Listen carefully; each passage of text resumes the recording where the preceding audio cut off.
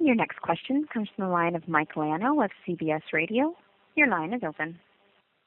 Hey, Hulkster. Thank you for doing this. Mike. And, of course, WrestleMania couldn't have occurred without you having headline, starring in the very first one and then so many afterwards. It was a real big deal in the Ultimate Warrior tribute video. They showed, I think, either footage or a photo of you and him backstage. Had you guys already made peace in WCW or at this year's WrestleMania? No, that's a really strange story, bro, because the Warrior came to this year's WrestleMania, and all the wrestlers and the families stay in hotels, and the Ultimate Warrior had a house somewhere outside the city limits, and he wanted his privacy. And I was dying to sit down and talk to him, and I had been asked by Triple H, to let him enjoy the weekend and let's not talk any personal business, and let's do the Hall of Fame and the WrestleMania, and let's do Monday Night Raw, and then let's all sit down in a room later and see if we can all get on the same page.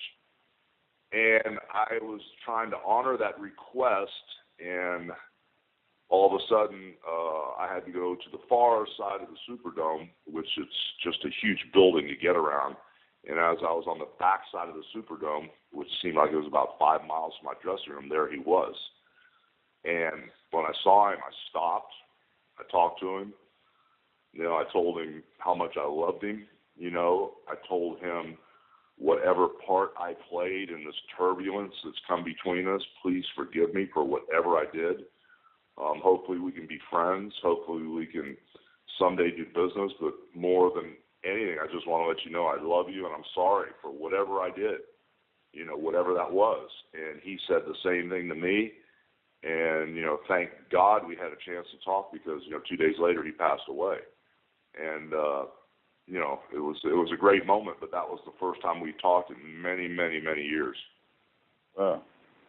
And just two quick ones. Some of the current WrestleMania stars, I wanted to get your thoughts on Roman Reigns, Seth Rollins, Bray Wyatt, and the injured Daniel Bryan in comparison with guys from our era, the Territory era, that were, of course, part of the first WrestleManias. Well, you're throwing out three pretty heavy names right out of the chute, with Roman Reigns and Daniel Bryan, Dean Ambrose and Seth Rollins. It's just, I look at all three of these guys and they got some of the crazy qualities that I've seen in some of the guys from the past that were major stars. When you say Dean Ambrose, right away, in my opinion only, I kind of like put him on that same crazy lane with Roddy Piper. But when I see him in the ring, his wrestling and his aggressiveness, he's taken everything to a whole nother level.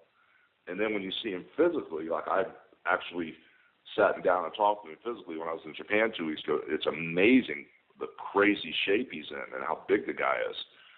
And then, Seth Rollins, to watch him perform in the ring and see where he's going, there's nothing but greatness there. This guy can do everything.